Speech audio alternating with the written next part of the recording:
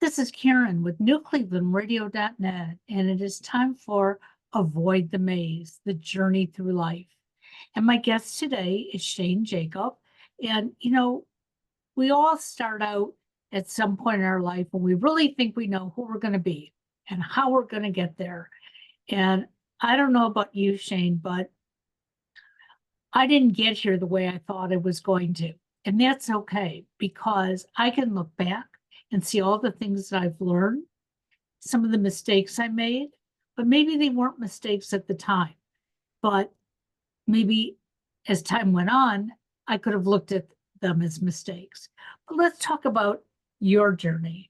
How did you become who you are today? And is this who you thought you were going to be when you were that little boy growing up? Karen, thank you so much for having me with you. I really appreciate the chance to be on your to be here with you.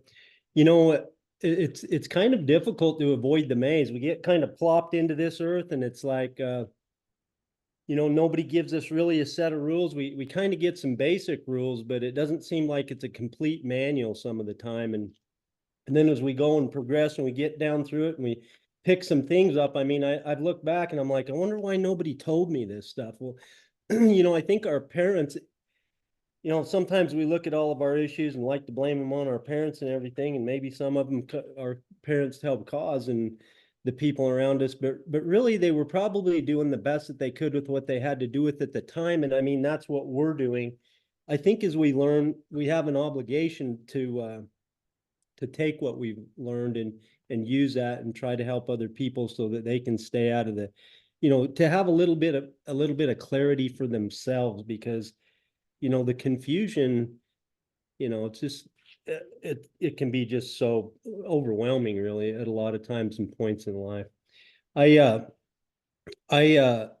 think many of us, but I'll speak for myself. When I came as a young person, as a teenager, as a young adult, I just thought something was like, I didn't think that I was the same. For whatever reason, I have no idea why. I thought I was less than. I thought I didn't quite have enough. I wasn't quite cool enough. I don't know why. I was in the cool crowd in high school and played sports, and well, I was trying to be, trying to measure up all the time. But for whatever reason, there was something rolling around inside of my heart and inside of my mind that said, you're not as good as the rest. And I mean, I don't know. I don't know why, but that's the way it was. I found a little bit of relief from that. I didn't, I never really shared that with anybody. I didn't know I was supposed to. I don't know what the hell's going on. I'm a kid. So, I found an easy solution to that in alcohol. And, that took that away. I felt pretty good. I felt it had a lot of had a lot of positives. The negatives far outweighed the positives, it turned out, but it did have some positives. It had so many top positives, and it felt good, and I felt better about myself, and I felt better about really everything I was doing. So I continued to go full steam ahead with alcohol, and just it had a devastating impact on my life. I as a result, I was in a tragic accident, a DUI accident. I was incarcerated. I was locked up in jail for a while, more than once. Um, and I look back and as a functioning person drinking to excess on a daily basis, and I want to tell you, Karen, I was 100%er. I mean, I'm not one of these part-time drinkers. I was 100%er. I drank to excess every day on a daily basis for more than 20 years. I don't know exactly, maybe 22 years to excess. Okay. And when I mean to excess, I don't mean a couple extra drinks. I mean to excess. Okay. To the extreme. And that was a progression. And as I functioned during this period of time, what I mean by that is I was married, I was working, I was producing income. I was, kind of going along through this life, which I would present that is not that difficult to do. If you can live, if you can breathe, okay, you can kind of get by in this world, but you can't excel unless you really do some intentional choices. Unbeknownst to me during this period of time, this this the alcohol, my choice to drink and basically mentally check out, uh, were impacting and negatively impacting everything. My ability to learn, my ability to grow, my ability to progress. They were chipping away, slowly deteriorating all my relationships, all of them. Okay. Except for maybe a few fellow drinkers. Other than that, every relationship I had was slowly deteriorating until they were pretty much demolished. Um, uh, and so I look back at that. At one point, I mean, uh, you don't want to be 47 years old when you make the choice to make the difference. You want to be much younger than that. I was 47 years old, and with the help of horses and God, I just walked away from that, and that was a big, that was a big, I mean, that was a big change in my world. And I don't know. I don't know how I did that. I can only say that it was with the help of horses and God, because I don't, alcohol and any other substance and any other thing that we take a hold of and that we go to feel better because it's something that's something that's rattling around that we don't feel good in our heart and in our mind and in our soul. And so we go to these other things and they can really get a hold on us. Absolutely. And yeah. And so, I look back and I think, and I've really analyzed this, and my life's hunky damn dory now. And what I mean is, I can sit here and tell you that, things are great, but I'm here to tell you there was a long damn time when things were not good. They were not good. And so what my message to the world is, hey, if you're an individual out there and you really want to do something different, even let's just say that you're not, you don't have an addiction, or you don't have, it's not food. There's so many addictions and things that we can go to. We'll call it buffering, things that we go to feel better rather than kind of address the underlying problem. Those things that we go to usually have a negative impact on your life. So if there's something that you seek change about doing, whether, this isn't just because you're doing negative behavior. That's a bit, that encompasses a lot, but whether you're doing negative behavior or not, or if you want to simply improve the current state of your life, the things that got me from a feeling of less than and escaping to feel better at the bottom of a bottle, the things that got me to feel better, those steps, I think I'm pretty darn sure that they apply to every human being. And I think that they're available to everyone who wants to participate in that.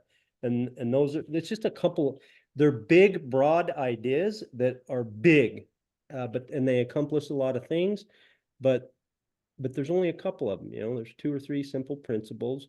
One is to right now, the 2 biggest that I have that I believe that will impact anyone's life if they seek change in any way, is going to be the way that we view ourselves.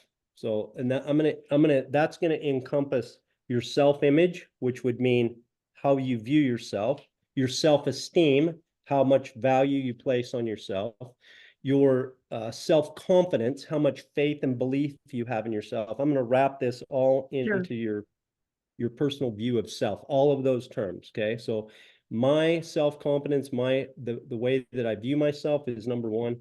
And the second piece of this is personal responsibility. Both of these are huge things, um, but those things, a pursuit of I want to just touch on the idea of your view of yourself just for a minute. Okay. So a lot of times we think, okay, right now, you and I and a lot of the world would look at self-confidence and say, we know when somebody's not self-confident, right? Oh, yeah, they're doing that because they're not self-confident. You can see that it's coming out, and her, she's not, or he's not confident. That's why all this stuff's wrong. We can see that, and we think that we do have confidence, and we do have confidence. Okay. Confidence being confidence not in a thing. I also want to clarify this, not in doing a thing. Now, Karen, I can tell you I am a confident horseman. When I approach a horse and ride a horse and train a horse, I can go to that horse and I have confidence in it because I have done it for 30 years. Okay. I've done it for 30 years. I have my past to rely on. And so I've done it for so long. So I am confident in that thing. I'm not talking about confidence in a thing. I'm talking about the confidence in the future, how I believe in me, how I can act in the future. That's what I'm talking about. So I don't have my past to rely on.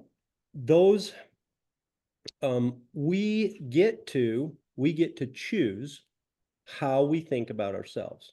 Okay. And Yes, we do. I didn't know that. I just thought I was less than, and I was just going to try to work around it and do something because that's just the way that it was. Okay. I didn't realize that I had the chance. I began to say that a lot of times we think as a world, we view self-confidence as something that you just get. Oh yeah, that's a skill. Got that one. All right, let's move on. Oh yeah, I got that one when I was 19 or when I was 30 or whatever. Okay. I view this whole thing of yourself, your view of yourself, I'm going to call it your self-image, as your relationship with yourself. That's a better way to describe it. I view this as a lifelong journey. Okay. Because we're going to hope that it does this, right? That we increase the amount, the relationship that we have a better relationship with ourselves over time.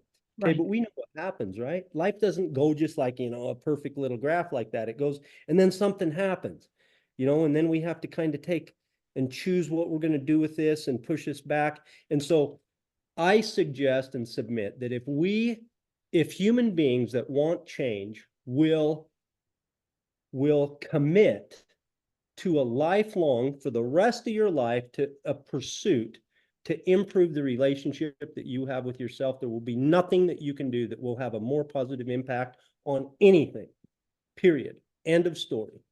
And there are simple steps and tools that you can learn how to better do this. It impacts everything, Karen. And it impacts this relationship that you and I have right now. Right. It impacts the people hearing this, and it impacts everything that I do and interact with in the world. And as a matter of fact, I've had the opportunity over the last couple of years to interview some of the top horsemen in the world and some of the top experts in human behavior. And I was talking to one of my guests as Cheryl Green made a statement in one of the interviews, and she said that she believes that every negative human behavior that ever at the root is of how that person or how we view ourselves. We are reacting to the belief that we have about ourselves. And I thought about that and I said, and you know what, Karen, I have not been able to disprove that. I believe that statement is true. And that's a big statement. I mean, that is a pretty gutsy, big statement that every negative human behavior at the root is at the core is based on how we feel about ourselves. I mean, just think about that. I mean, that alone, if you can accept that as a truth, should be enough for you to want to commit to improving this thing with yourself. And you know what? Why wouldn't you want to? Why wouldn't you want to? Life's so much easier dealing with me than it used to be. I used to really not like dealing with me and being around me and all that. But I've been this way for more than 50 years now. I've always been there. So why in the hell wouldn't I want to get along with me and have this great relationship? And mine's not perfect. I work on it just I'm a human being, you know what I'm saying? But I do know, I consciously say when something happens, when I'm questioning me, I got my back. And I like me quite a lot now. I'm a pretty likable guy You to me. know, as I'm hearing your story, what is so interesting, you are in one part of the country, I'm in a different part of the country. We both grew up differently. But I also grew up with all those negative feelings, but I was blaming it on other people, saying, well, they don't like me. like what's wrong with them for not liking me? What do I have to do differently? But I didn't know I could do anything differently. So I kept being me. And it wasn't until I think I was close to 40 years old, I went back to a grade school reunion. And these are the people who I thought did not like me. And I walked into the room and there were hugs and how are you? And I remember this and my head started spinning. And I remember my husband said to me when we left that evening, I thought these people weren't your friends. And I said, that was my mistake. There was something in me that created this image and it pulled me away from them, but I was blaming them. And it was on that night I said, I don't want to live this way anymore. So my addiction was to those negative feelings. I felt if I held on to them, it's not my fault, it's your fault. And the reality was, it wasn't my fault, but now I've learned, and what can I do? And just like you, it's not always a perfect walk up the mountain. There are days, those old voices come back to me, and it's like, oh, Shane's not going to like me. So if he's not going to like me, then I'm not going to like him. But where did that come from? It was just old voices. And I have to say to myself, be mindful, be open, be aware. Yeah. That's an awesome story. I appreciate that. I want to go on with that because that leads into my second thing. And you said a few things there. Number one is that the fact that this happened to you, it's something like this, it's just so common in the world. And so it's important for people to know when, it's important for all of us to realize that this is really a normal part of progression. It's just part of life, So if, the fact that you may think that you're less than, that you may think that you're not worthy, that you may think that you don't measure up, that you may think that other people are better or cooler or whatever, and nobody likes you and all this other stuff, that doesn't make something wrong with you. That makes you a normal human being that's going through this world that has the opportunity to do this. So it's okay, is what I'm telling you. I'm telling the world and whoever is in with the sound that can hear my voice, that is totally okay and normal. And that doesn't mean anything about tomorrow. It just means something about today that is okay. Second of all, when I hear your story, that leads into my second point, which is personal responsibility. And one piece of personal responsibility says that this also goes to your value of yourself. So let me come back to myself real quick. Personal responsibility plays into the part that I base my faith in myself on what other people think, or I place the value on myself of what other people I hear, what I think they think about me. In this case, I think they think I'm so and so, and so that's the way that I'm gonna be.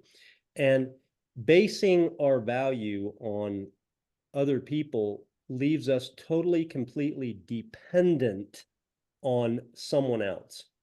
Okay. When at the point where you saw that your thought that you had was not a true thought, it's interesting because if I understood what you're saying right, is you looked at your husband and you took responsibility and you said, all this time I thought that they didn't like me, but it was me, it was just my thoughts, my perspective, my paradigm. And so, when personal responsibility, it's so empowering. The word responsibility just sounds to me like, oh my gosh. 1 second, I'm still here with you. My camera. It's okay. We hear you. I'll be right back with you. My camera likes to reset itself. Responsibility, the word, it's like, it just sounds like it's so hard. I don't even like to hear the sound of responsibility because it sounds like a lot of work. Personal responsibility gives you the power and the freedom.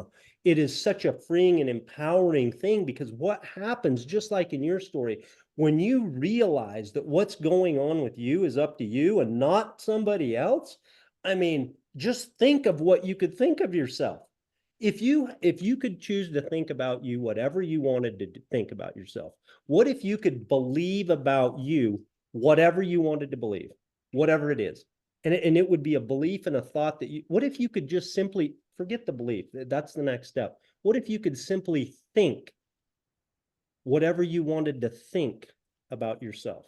What if you could do that? I mean, then you could eventually believe that about yourself. Then you could eventually have, once you have that feeling and that belief, you could take action and you could move towards whatever you want to accomplish in this life. And these things are, like I said, there's only a couple of concepts, and your story is awesome because that's exactly what I'm talking about. I appreciate that. Well, so many of us, again, in that belief system, think there are certain things that we cannot do or we cannot do well. And when my youngest son was graduating high school and going into college, I sort of looked at him and thought, you're going to end up with a 4-year degree. I only have a 2-year degree. I stopped going to school because I didn't think I could make the grade. You know what? I know I can make the grade. And with that, I enrolled and not only finished my bachelor's, but went on for my master's. And I was almost sorry when I graduated, because it was like, look what I did. I didn't do it for anybody else, but I had to prove to myself that as a mother, a wife, a full-time employee, volunteer, I could still do this. Whereas when I was 18 years old and going to college, it seemed very difficult. And so it's not when we do something, it doesn't have to be at a certain time, is what I'm trying to say. We can make these changes anytime. And when you do, what a difference it makes. You talk about self-confidence, I'm not afraid to watch Jeopardy and make mistakes because I don't know the answers, because I know other things. And yet when I watch Jeopardy and I come up with an answer, I just relish inside. I'm not stupid, but yet that was part of who I was for 50 years, just believing it because maybe I didn't get all A's in school. Yeah.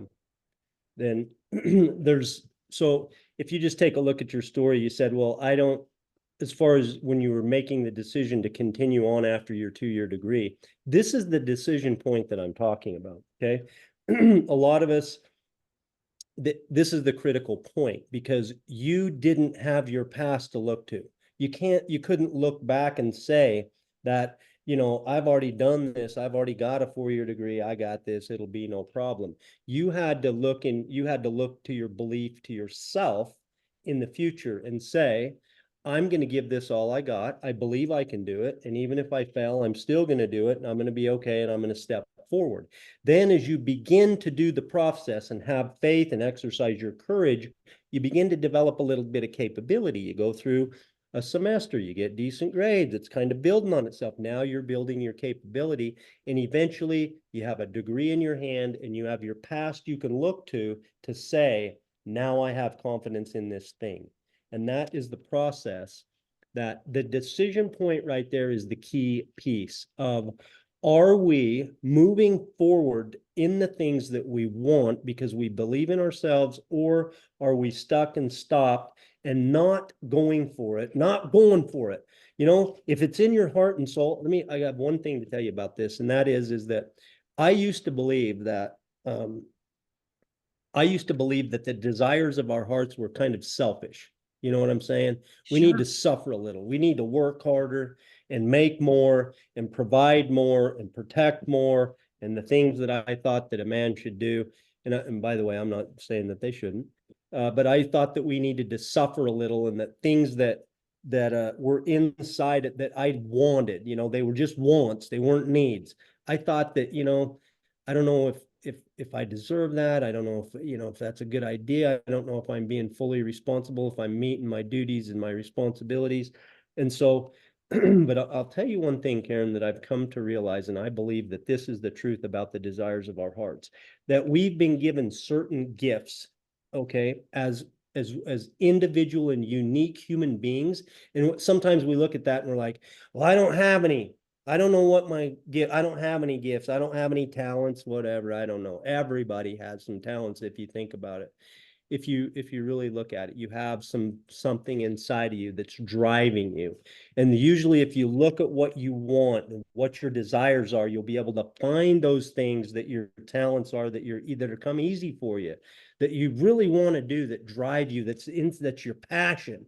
And I believe that we should just go for it, that we should really focus in and laser in on those instead of putting them aside and thinking that they're unimportant, that those are the things that we should really go for, because that is going to be the only way that we can truly make our best contribution to the world. It's not the things that we want in here don't only impact us, they impact all of the people that we come in close contact with, our relationships, and they help us make whatever contribution that we're going to make to the world. And you may think that your contribution is insignificant, and I'm here to tell you it is not. It is not. It has every bit of value than yours and mine and everyone else's. I think you've touched on it, that as we're growing up, we're getting bits and pieces from our parents who they weren't taught how to be parents. They just sort of fell into the mold of being parents.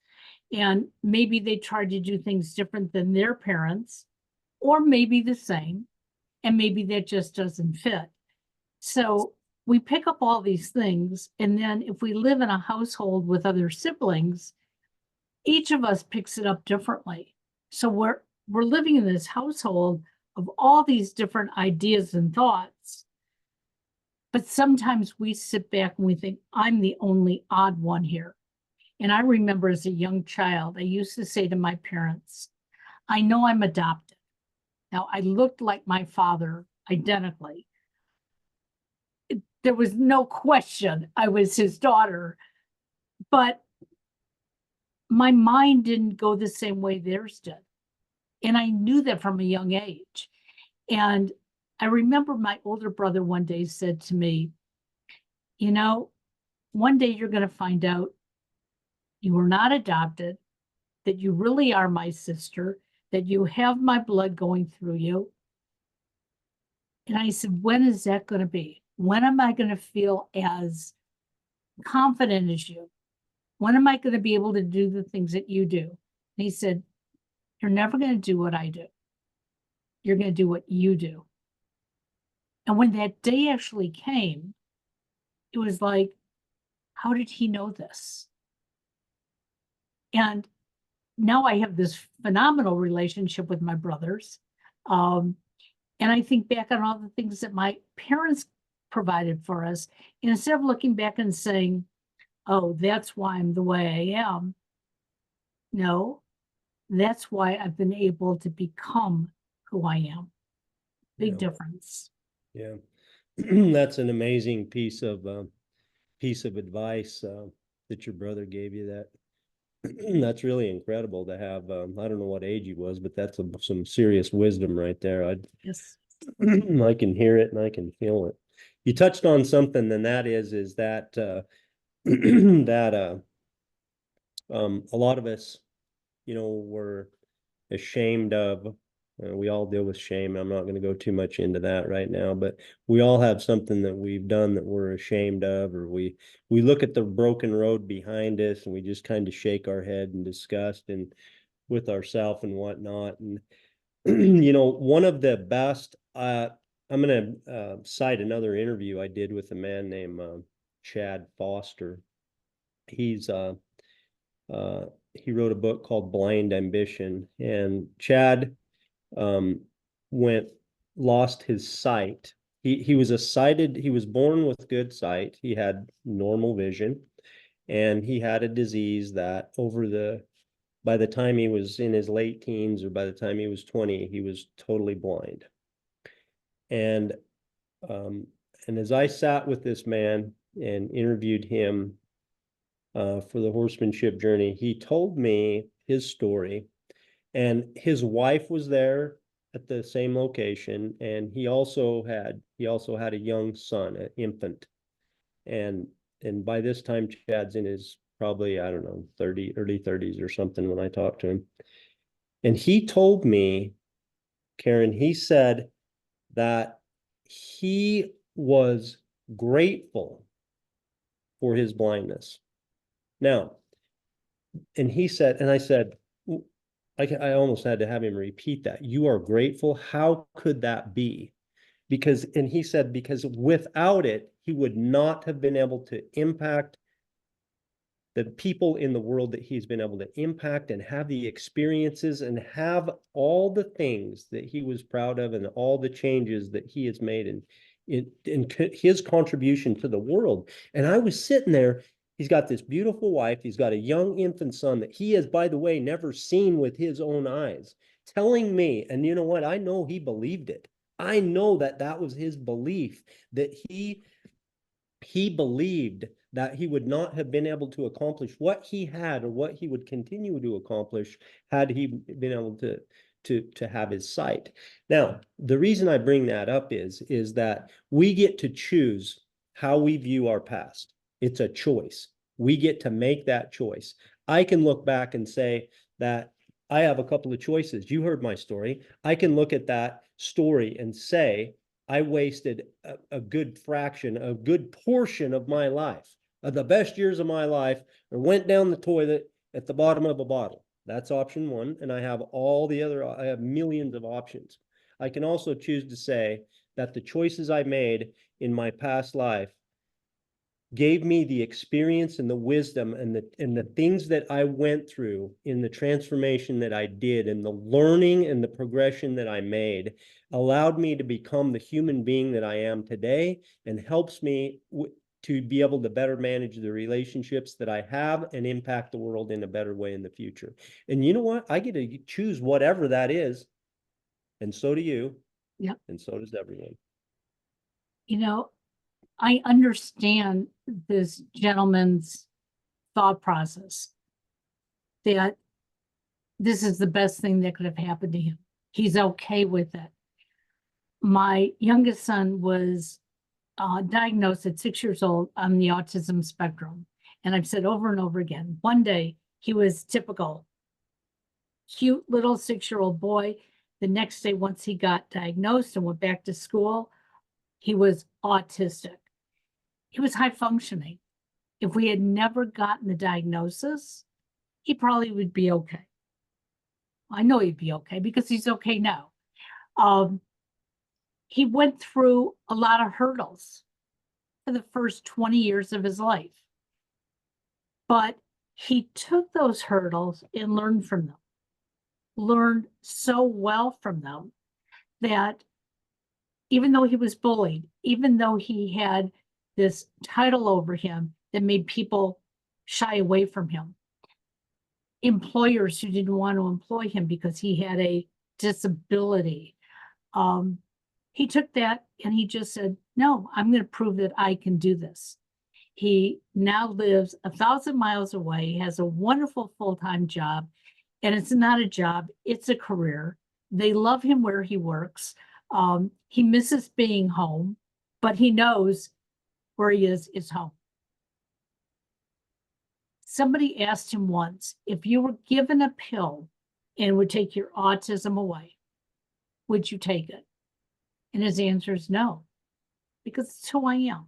It's just a part of me. It doesn't define me, but a lot of the abilities I have with it is because this is where I am today. And some of the things that maybe I don't do as well, you know what? I strive to do better at those. And he has taught me as well.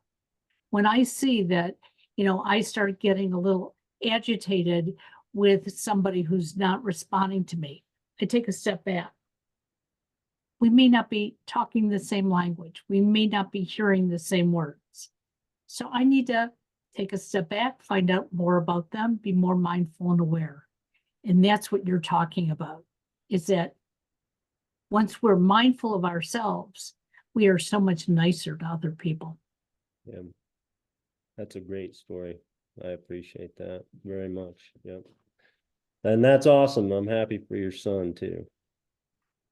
We are I think we are probably two of the proudest parents on earth, because at one time he was told by a psychiatrist, you will live in a halfway house someday and push a broom. Well, And he walked out of that meeting and said, I'm going to prove you wrong. right on. And she still believes that. I've run into her and she says, well, he can't be doing well. Well, he is. And guess what?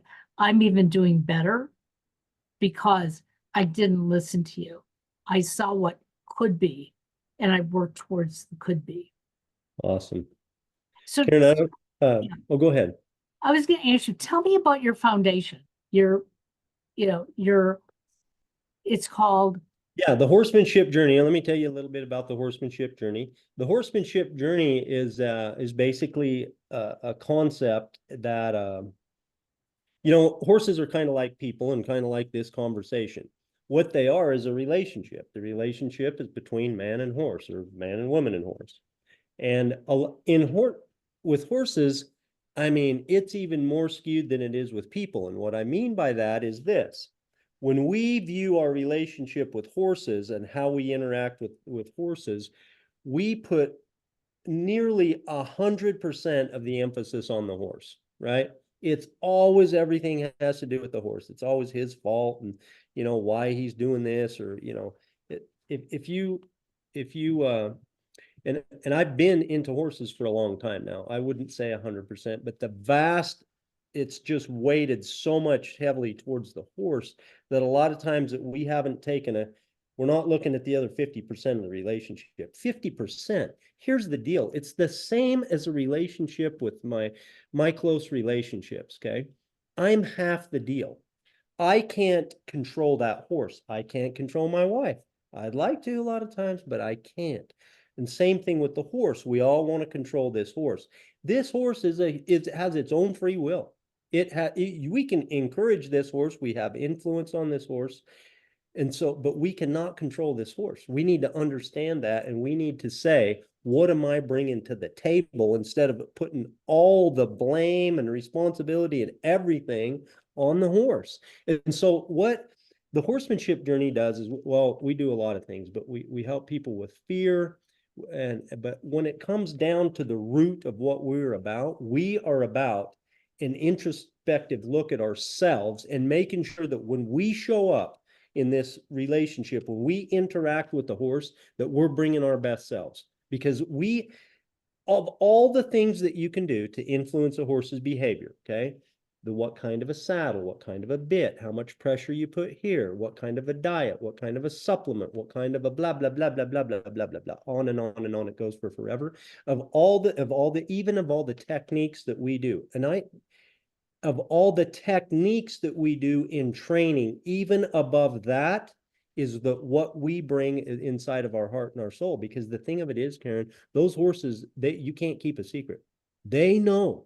You show up at the barn and you think, oh, I got all this underlying stuff going on for what else is happening somewhere else, because I had a fight this morning and I'm mad and I'm angry. Those horses can feel it, for 100 yards away. They know what's going on here, and by the way, people know too. We think we can hide stuff pretty good, but right, really not too well. And horses are the same way.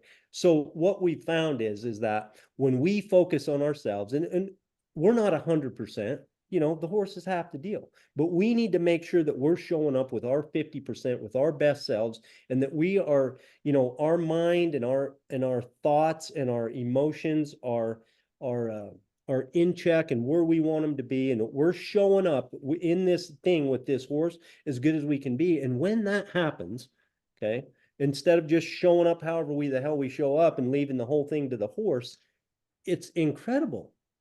The bonds are better, the communication is better, it's clear, and the relationship is stronger. We have more willing participants that our horses, we get our desired result, right? We have a more willing participant and our horses are happier and everything just works out better.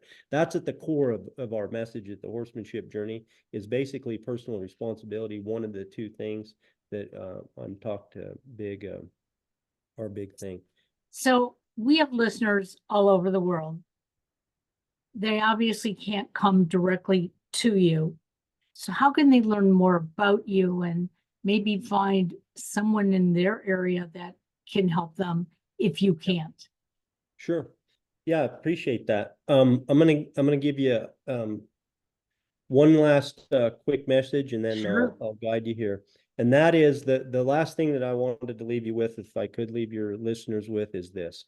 And that is that um, if any of my message resonates with you, if you may not think that you just quite measure up, and maybe you just think that's a fact, I'm asking you to, if you don't believe it from me, I'm asking you to believe it from me. And what I mean is to believe the fact that you are an invaluable, priceless soul. Invaluable. That with the exact same value as me and anyone else that you look at in this world. And you are completely priceless. And that if you don't believe that, that it's possible to believe that, and that by committing to the pursuit of improving the relationship that you have with yourself will have a more profound and positive impact on you and everyone else in your world than anything else. And it's not a good idea to do this. It's not a good idea to commit to this pursuit. I honestly believe that it's our responsibility as human beings to commit to this idea. And here's why. Because it impacts, because we influence everyone, horses and the people that are closest in our lives, and we can better make our contribution to the world. So if you don't believe it, I'm asking you to accept it, because you, my friend, are priceless. Now, we help people all around the world. We offer free or low-cost clinics, and we have a lot of free resources. We have a free weekly newsletter that's about overcoming fear and conquering fear and gaining confidence. We have a upcoming clinic on ultra confidence, and so we do a lot of things. We're very active, and you can find everything we do at thehorsemanshipjourney.com. You know, I am so excited I found you through Podmatch. Um, it's interesting. Sometimes when I read the bios, I'm thinking, well, I think they're going to have a good message. I'm not really sure. I'm just ecstatic because you're saying so many of the things that I believe in, that I have felt, that I still feel. They're the things that I talk to my clients about. And some of my clients, after a session or two, they'll say, oh, no, that's all hogwash. And it's like, well, maybe it is right now for you. And that's okay. Just think about it. Don't have to stick. Those who stick with it, I just feel so elated because they're doing the work. I'm not. I'm just giving them some of the tools that they might use. I'm referring them to this podcast or that podcast or website saying, here are some other tools you can use. It's not about me. It's about you taking the journey. And if you need a guiding hand, I can help you with that. But other than that, you just have me feeling so good today. I can't thank you enough, Shane, for being with me. And we're going to make sure that all your information is in the show notes. So there's no reason why people can't find you. Thank you so much for having me, Karen. I appreciate it. Thank you. Have a wonderful day.